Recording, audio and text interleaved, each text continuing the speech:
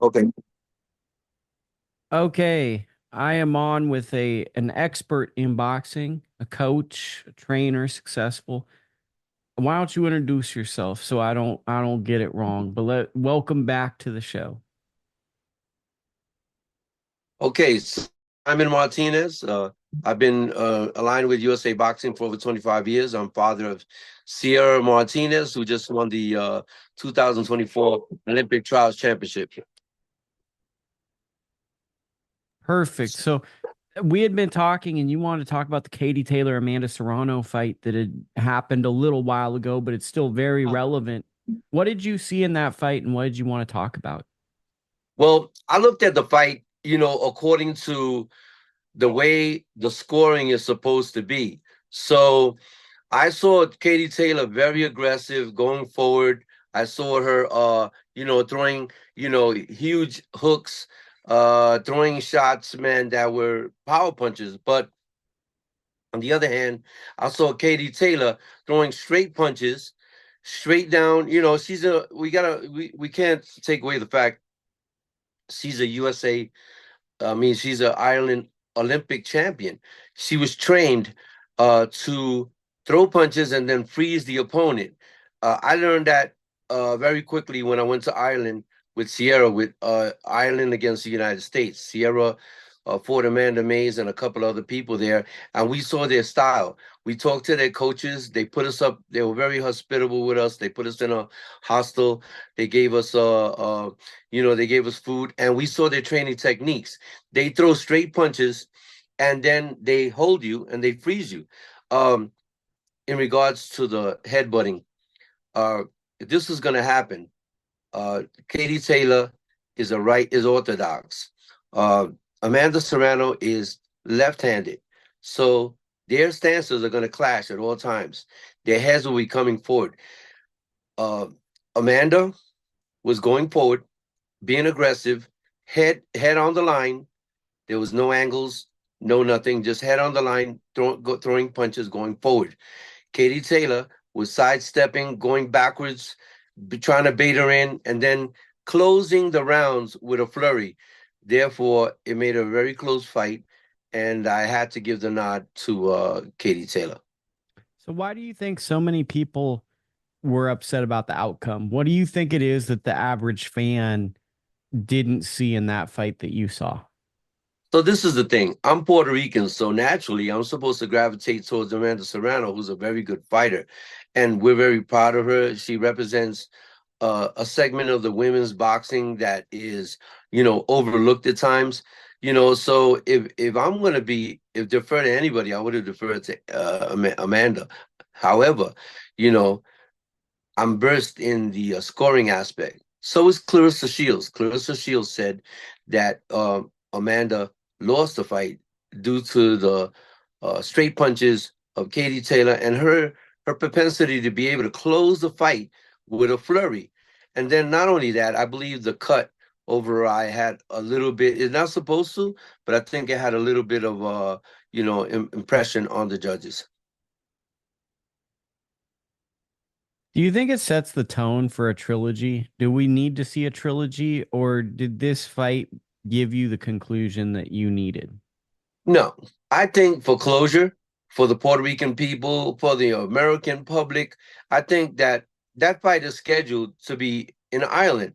The first fight was in Madison Square Garden. A lot of Hispanics there. I was there. I was ringside. I was there with Rick Ramos and Jessica McCaskill and Shelly Vincent. We were watching the fight. Uh, we saw the fight, and it was very, very, pro Amanda. It didn't have any effect on the world class judges that were there. They gave it to Katie, and deservedly so. She closed with a flourish. Um, and then we're going to talk about the Jake Paul fight with Tyson. She was on that card. That was a Jake Paul production. That was a Jake Paul a menagerie of judges and everything. He picked those judges. He had a say in every aspect of that fight. It was it was a pro Jake Paul who sponsors and manages Amanda Serrano. So all the if anything, Katie Taylor was on the B side. But for clarity, like though the promoter has say in who can be a judge, there is a level of the Texas Commission does appoint people that are qualified to be there. It's not just like it's not Correct. any random person. Correct. Though the promoter has some say, it's still qualified people, which leads to often the right outcomes. Okay, so as you well know, I was in Texas. I was living in Texas for over 2 years. I knew a lot of the judges there, including one of the judges. I'm not going to name his name because I don't want people to start, harassing him or anything like that. But he's a Spanish judge, very well recognized, and he gave the card to Katie Taylor. It was Judge Wright. You know, this is the thing. A lot of people don't know. Well, Amanda was landing heavier punches. Correct. Amanda was being aggressive. Correct. But Katie Taylor was throwing straight punches. The quickest line between 2 points is a straight line. She's throwing straight punches. Not only that, they're saying she's not as throwing as hard as Amanda. All you have to do is throw the punch with the weight of the shoulder, and that qualifies as a point. So this is the hit and hold aspect. I hate it. Texas does it. Ireland does it. They throw the combination. They did it to my daughter. They throw the combination, then they grab you and they freeze you, so you can't get your punches off. So it looks like it's a unfair tactic, but it's one that's used internationally, and it's effective. It works. So much that we deployed that with Sierra. I started using that. I started telling her, throw the combination, turn them, keep turning them, keep grabbing them, turning them, holding, a lot of holding. It frustrates the opponent. Then they get wild, and then you throw straight punches. Katie Taylor did that to 100% proficiency. And when you ask me a question, why do people, make the big, push for Amanda? They're, for lack of a better word, they're fanboys. You know, they like, they like the charisma part of it and everything. Katie Taylor's not a very charismatic woman. You know what I mean? She's a boxer. And those two fights are well deserved. And if they fight again the third time, this may end up in a knockout. She'll wear Amanda down, and then they're gonna work on that side that had the cut. It's not gonna end well.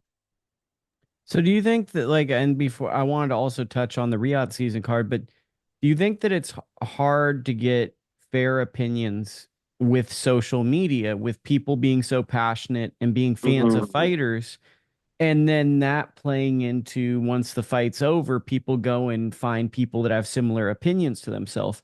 Does that factor into the outcome of some of these fights, do you think, with how people talk about it? Yes, because there have been more egregious decisions that nobody says a word about. Look at the fight with Lomachenko and Haney. I've never seen a more one-sided fight in my whole life. It was a perfect exhibition of boxing prowess. They gave the fight to Haney. Nobody went crazy over that. You know what I mean? There was no social. They did, but not to the point that they're disparaging a great fighter, which is Katie Taylor. She's been in a lot of wars. She's a good fighter. Amanda's a good fighter. But let's face it, Amanda doesn't have the resume that Katie Taylor has. She doesn't have the athletic, the amateur record, to get that experience, to do the things she had to do. I don't remember her winning nationals. I don't remember her being anywhere, and Katie went through the system. She went through qualifiers, she went through Olympics, she did, and she gained a spot on a very tough Irish team. And I've talked to Sean and a couple of coaches that sent for me in the island. They paid our way over there. And I agree that, hard work trumps talent when talent don't work that hard. And I'm not saying that Amanda didn't work that hard, but she didn't close the way she was supposed to. And had she closed that last round, in a dominant fashion, it might have been a draw, and or she might have won by a point. So she just, the cut had a lot of effect on her. Okay. Big news today. Talks of Jaron Boots Ennis and Teofimo Lopez. Bob Abrams says that's a fight they want to make. If they made that fight, what would you think of that fight? That's an interesting fight. Interesting in that styles make fights. I think that Teofimo has been in a lot of hard wars. Jaron Ennis has not. He's more athletically qualified man to win. He has the reach. He has power. He can stay away from Teofimo. Teofimo gets frustrated. And yeah, I would give the nod over Boots Ennis in that fight. Okay. Have you caught up with this Riyadh season card? There's a card called The Last Crescendo in February. We've been wanting to break it down. It's February 22nd. We got Yeah. Dimitri Bivol versus Artur Beterbiev, the rematch. We got Daniel Dubois versus Joseph Parker. We got Shakur Stevenson versus Floyd Schofield. We've got a ton of great fights. Virgil Ortiz versus Israel Madrimayov. Any of those fights jump out to you? Because the fans have been very excited about this upcoming card. Okay, so I was blessed to be able to go to I was in Texas, and Sierra was sparring with some real top girls up there, former contenders and everything like that. And I happened to see Floyd Schofield there. I know his father well. I know him from the Nationals. I consider him a friend. We speak all the time, and the boy is very talented.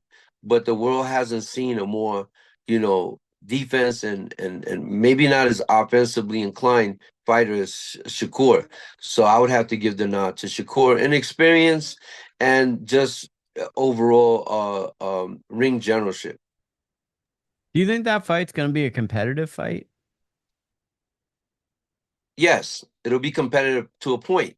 And then after that, that's when Shakur wear him down and then start to pot shot him and everything like that. And I'm glad the Schofields got that fight. It's a good money fight. That's what he wanted to do.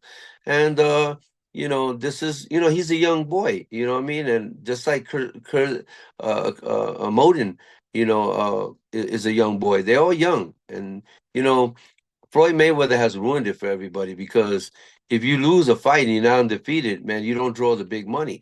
You know what I mean? Once you lose a fight or you get a draw, they put you on the bench. What are your thoughts on Bivol Beterbiev? What did you see in that first fight, and how do you think the rematch plays out? So I went on DraftKings. I put my money on there, and I put it all on Beterbiev. I put it on Beterbiev because I felt that he would grind them down towards the end. And I think that's going to be the same thing, in this fight. Bebo did a good job defending and everything like that, but that guy just wears you down. He hits you on your arms. He makes your arms tired. He hits you in the shoulders. He's a throwback to the old time fighters, and I would have to go to Beterbiev. Do you think that age could play a role? Because I think he's going to be 40 years old come that fight. At a certain point, one might think a Mm. fighter who's 40 might at some point start to slow down. But with Beterbiev, what's been incredible is he never shows signs of that. And against Bivol, he was able to finish the fight stronger. It's just a matter of how many rounds did you score for Bivol in the early rounds. So I saw that fight very competitive, but then I saw Beterbiev, start walking Bevo down to a point, and because of the way he trains and because of the strength and conditioning, I always have to give it to Beterbiev. I've been a fan of him. Unfortunately, the fans don't know about him. He's not a very well-known guy. He's not personable, and everything like that. And everybody knows Bebo because he beat Canelo. But I would have to give the nod to Beterbiev on all points. Okay. We got our guy Dakota jumping in. So once he gets situated, we're gonna get Dakota sitting in here. I think he's in a Sure. rapper. He's got a rapper image on his thing, so he's just gonna be jumping in hot whenever he decides to get in Oh, here. absolutely. I love Yeah, that guy. you already love that. But any of these other wait, is Dakota, are you there? I sure am, bub. Okay, so we're talking Riyadh season. We're talking the February 22nd card. What are kind of your initial thoughts on that? We obviously have one of the great American coaches in here, Simon Martinez. He doesn't need an introduction. We know that he's in here. What are some of your thoughts on this February 22nd Riyadh season card that is kind of like a video game card? Well, first of all, thanks for being on, Simon. Appreciate your time, boss. Thank you, sir. It's a hell of a card, man. Top to bottom, it's really pretty fucking stacked. Can't think of one like it, to be honest with you, in a lot of ways to have like 6 or 7 main events on one card. It really is kind of like a first of its kind. I agree. The lone exception would be the Schofield fight. I don't think that they're evenly matched. I think that Schofield is an up and coming riser, but I think they rushed him into this fight. And I think he's in over his head on this one. I mean, I think he probably is too. I just think it's cool that, I mean, a young guy wants to test himself in that way. I think you're right, though. There's such a big experience gap. He's definitely in a little over his head, but like it seems like anything short of getting his ass whooped is almost a win because it's obvious what the disparities are, you know? You're right. Well, we're seeing a lot of young fighters not get exposed, but they're starting to they're getting a lot of bang for their buck out of the fights that they're in. We seen that last fight with Mason. He got dropped. That was a legitimate drop. And had that guy known how to finish, he probably would have been able to win that fight. Mason came back in dramatic fashion. We seen a couple of fights. We seen the fight just now with my good friend Jahil Hackett. Very disappointing. I thought that was going to be I a mean, I walk. gotta say something though. I think Jaleel and Mark Castro won their fights, but I thought Jaleel pretty much won that fight. I Yeah, think he didn't cut weight good. I think right. that looking at his face, he didn't cut good. But I thought he won that fight and that Roman won maybe 3, 4 rounds on the back end, but that was some favorable preferential scoring, and I don't think a lot of people watched the fight. hmm Well, I got to see the fight in entirety, and I just saw that both of them had moments. But again, we gotta close. Yeah, you gotta close the show. You gotta close the show in dramatic fashion that leaves no doubt in the judge's mind, and that he made it that close was an epic fail. Yeah. Dakota, what are your thoughts on Virgil Ortiz versus Israel Madrimov? And we didn't touch on this on our show on Sunday. Madrimov is now out of the Serhai Boacek surprise fight December 22nd.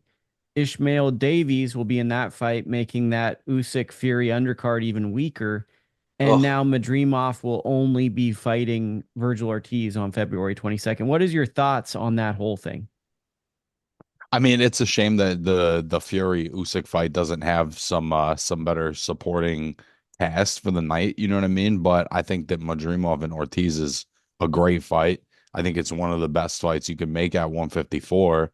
And I think that now we've seen Virgil in with Boachuk, and now he's going to take on Madrimov. He's really like starting to consistently take on the best guys at 154. So I think Madrimov can do a lot of different things well, and it'll be interesting to see how Virgil, is able to adapt to what Madrimov does.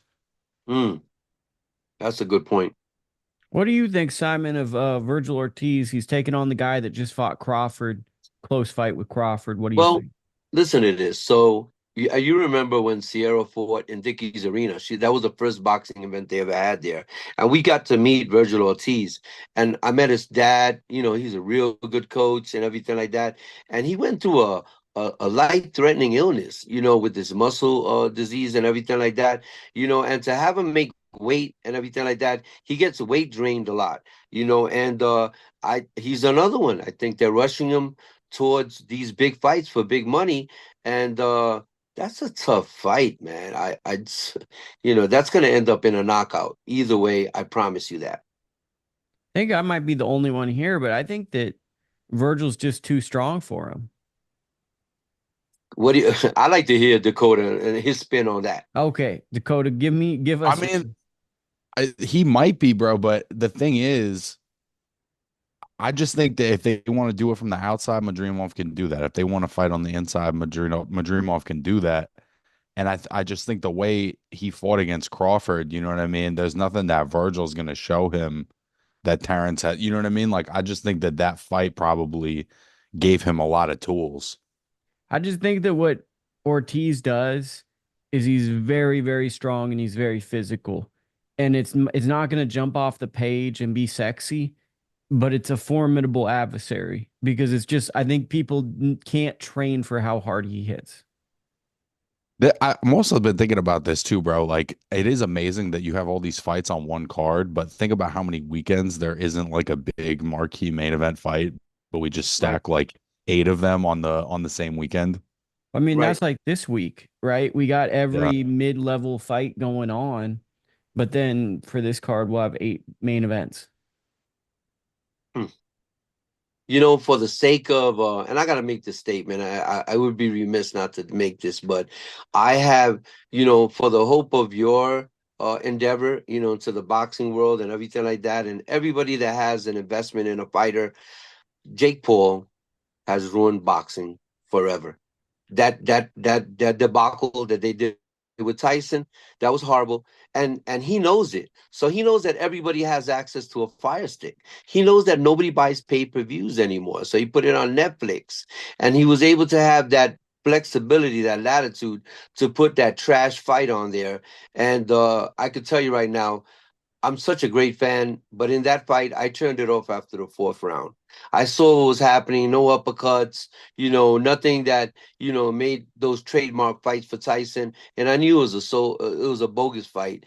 And that takes away from boxing.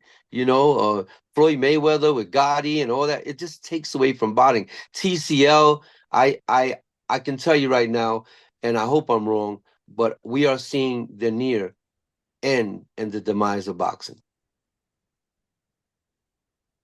Dakota? I mean, bro, that was I felt that. I felt that one in my bones, man. I mean, listen, we've been saying it a little more gently on some of our other shows, but I do think that Jake has really started to confuse the fans and the public about, is there a difference between what he does and high level boxing? You know what I mean? Which is what we're interested in. Right. But I think because he makes himself the main event on these cards that have such great fighters, it makes the fans think, oh, this is the important fight. This is the best fight.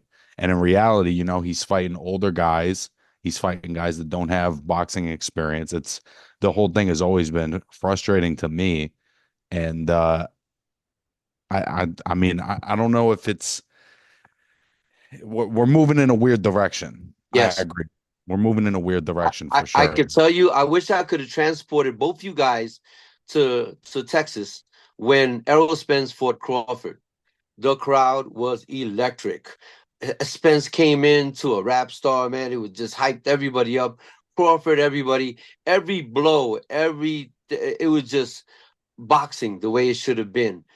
I'm used to that, you know. And then seeing these other fights, man, I just can't even tell you. I seen the I told I know, you know, Lucas is a fan of these guys, and you know he sees the potential in them. I told him Demetrius Andrade was just a fabricated boxer for cherry picking all his fights, and when he fought somebody that was of notable, he was going to get his life was in danger. He was going to get killed.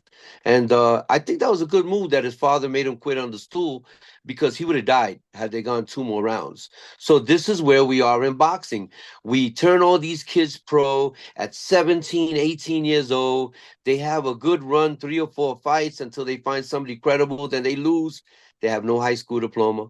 They have no college to speak of. They have no retirement plan, you know, and I just think that boxing is a detriment to the youth now coming up, you know, because when you don't, you know, you don't have the promoter that can buy you these fights and everything like that, and you get these washed up fighters and build up. That's what boxing is right now, and I know because I'm from New England, and I see, you know, promoters like Jimmy Birchfield, man, you know, pad all these guys records to 10-0, get a fight, and then they get, you know, they get washed out.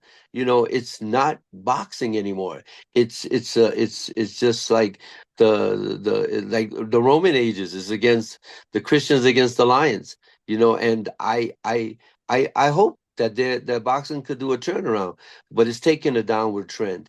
And they're trying everything. TCL, they're trying, Jake Paul fights, Mayweather, but no matter what you do, people are not going to pay $80 to $100 to see a fight and give these guys these big purses. It's not going to happen.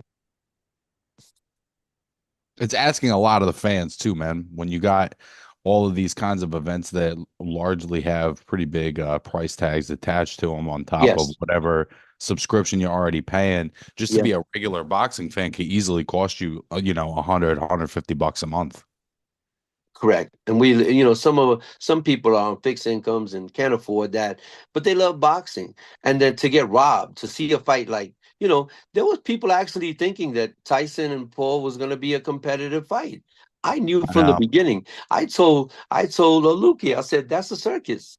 You know what I mean? And that, he's bowing to him in the fight, and in the contract he can't throw an uppercut and all that. It was just, honestly, at Gotta 58. also say allegedly because none of that is factual and we just have to cover our Okay, bases. so let's say We have to say allegedly, alleged.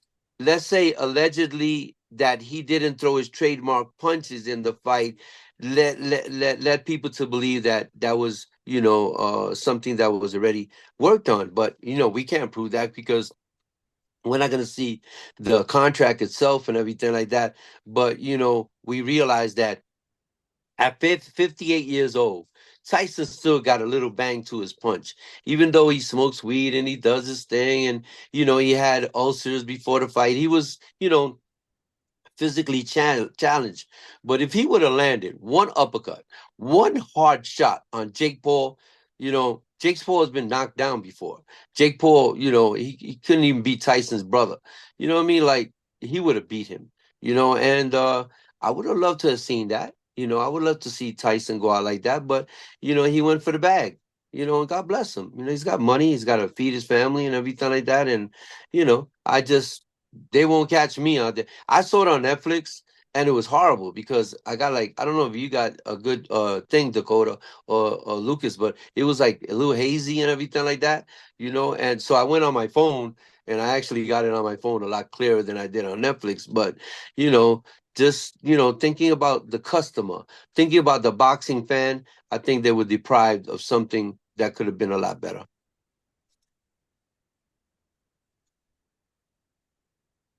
Dakota? Well, and we've talked about this too, but those fans don't come over to the other fights. If it's Jake Paul fans, just because there's, however 100 million Mm, people watching the fight or whatever, it's not like they show up for those fans don't come back for Morel Benavidez or Usyk and Fury. You know what I mean? Those are yeah, fans that are there specifically for Jake Paul and specifically for a certain type of boxing that really has nothing to do with high level, championship boxing. correct.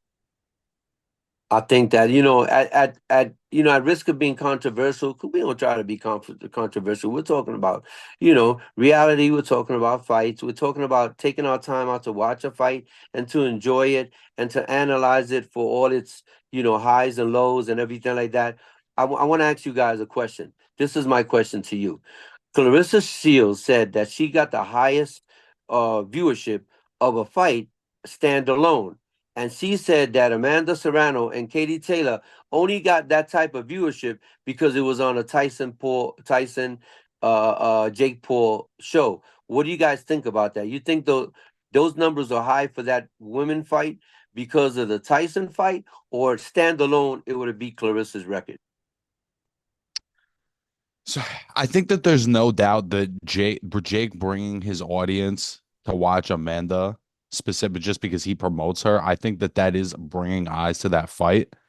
But I think that that fight just getting made like it was the first time, that Mm, headlined a card at Madison Square Garden right down the street from me.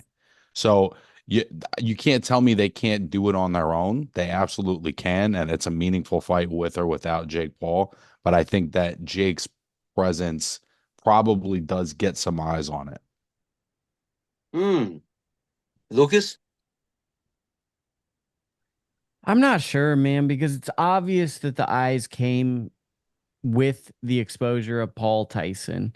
But then it's also obvious that a lot of people were very excited about that fight. And that's, in my opinion, probably the most relevant rivalry in women's boxing ever. At least that in terms of getting fans excited, in terms of what the first fight meant to women's boxing. That first Yeah. fight in the Garden was one of the most important fights in women's boxing history. You could make an argument that Clarissa's fight with Savannah Marshall might have been that way in the UK, but I think that it's a weird point. They've both had really relevant fights that have gotten big numbers. Mm. I don't like bringing up the negativity around it because they've both done great things to get women's fights exposure. And I'm not a huge fan of tearing down one or the other, as opposed to just acknowledging they've both had a lot of success and brought more viewership to women's boxing. Do you can I take you far back to when we had Layla Ali fight Frazier's daughter? Do you remember the publicity for that and the fear for that and the interest in women's boxing at that point? Do you remember how great a show that was and the viewership that they got? That's a little before my time. I'm gonna let you take that, Lukie. I mean, I remember going to Safeway where I live and people talking about it, but at the time I was younger and I wasn't on some how much number. I'm still at a point in my life where I'm not interested in the numbers. Like I'm Right. not a TV executive, so the numbers Yeah. don't really mean much to me. I'm not waiting on pay-per-view numbers because I don't get paid off the pay-per-view. I've never understood the, oh, well, my favorite fighter sold this much or got this much viewership. I'm in the good fight business. You know what I mean? Right. So I've never really understood these arguments because a great fight is a great fight. Some of the best fights didn't get great viewership at the time, but now on YouTube got way more views than fights that got great viewership live. Right. You know what it is that because I'm older, and I'm used to those great mega fights, man. Like Hagler, Hearns. We're talking about Muhammad Ali against Frazier in the Garden.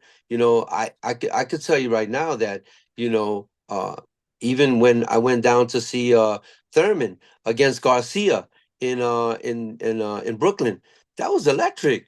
That was amazing. That was boxing. And that was during COVID. I was wearing a mask, during that fight and everything. And I just think that, boxing needs something real in regards to the referees, in regards to the steroid use. There's just too many things, man, hindering the sport. And I think that I don't see anything on the horizon because of the cherry picking that's going to pique our interest to the point that boxing is going to be where it was in its heyday. I just see it on the decline. Lucas, I know you go on your computer, you see peaks and valleys. If you had to use boxing, honestly, do you think it's peaking or do you think it's going into the valley, or you think it's status quo? How would you see boxing right now as a point of public interest and and just general attitude towards boxing? I think we're getting a lot of really good fights, but we're getting way too many weeks of irrelevant fights. So there are good fights that are the mountains, but we're having a lot of weeks where boxing is not relevant. I also just Mm. think we're having a lot of weeks where we look fucking goofy, man. Like Oh, damn. I'm just keeping it real, Simon. Like that we're talking about Jake Paul and Mike Tyson. Like I just think by the time a fight like that is over, it just Yeah. makes the sport look kind of goofy. When somebody is watching, Shock Foster give Conceição a boxing lesson that first time, and then they give it to Conceição, we look fucking goofy, man. Like Correct. the sport makes itself look goofy way more than it should. Hey, I'm gonna go on a limb here because I think I want to end with a bang. I'm looking at the fight with Usyk and Fury. I didn't see it. I saw Usyk. I saw Usyk banging him. I saw him banging him. I saw both of them get knockdowns and everything. But I saw Fury winning that fight. I think that was an Did he really? unfair decision. I don't think that was fair. You think that was fair, Luke? I can't put I you on the mean, spot. But I thought it was a fair decision. I thought Usyk won that second half of the fight. Dakota, what did you think? Yeah, I did too, and especially down the stretch. I remember, I think Fury won. He won like maybe 3 through 8. He won those middle rounds, but outside of that, it felt like Usyk. It was pretty much his fight. and what do you think about this next fight, the rematch?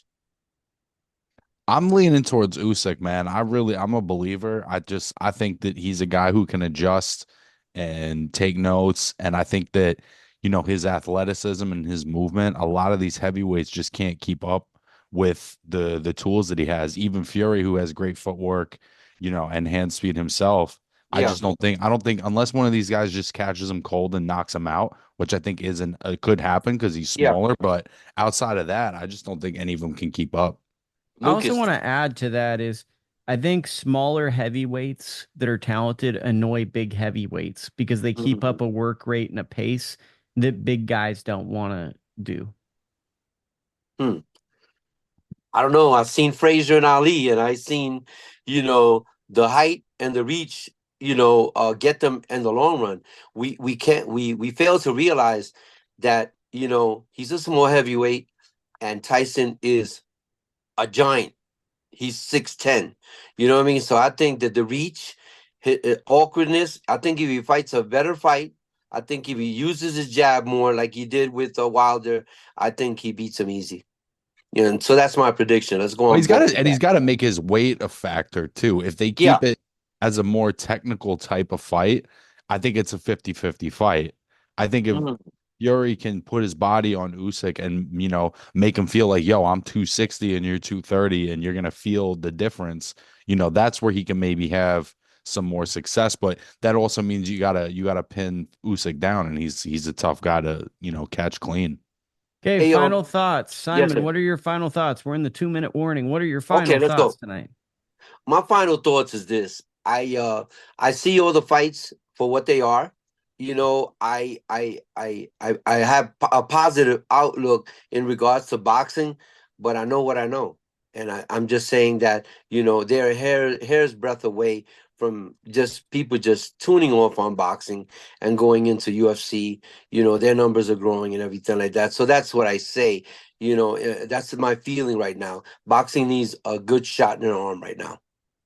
Well, Dakota, Simon, I think it's important to have guys inside boxing that are in the gyms that are trainers. I think it's important to hear you guys say that because so many times everyone's kind of, on the payroll, and so they're afraid to make criticisms of the sport that they're a part of. But I think a lot of people are feeling the things that you're saying. Yes, sir. That's my final thought in regards to what Lucas would want to say. I see the disloyalty. I see the fallouts between Tank Davis and Ford. I see the fallouts between Spence and his trainer. There's still no more loyalty in boxing, and it's all about money. And it's just very, it's very disheartening at this point, man. So I hope it gets better. okay, that's our show tonight. It was another epic one. I will see Mm. you guys soon.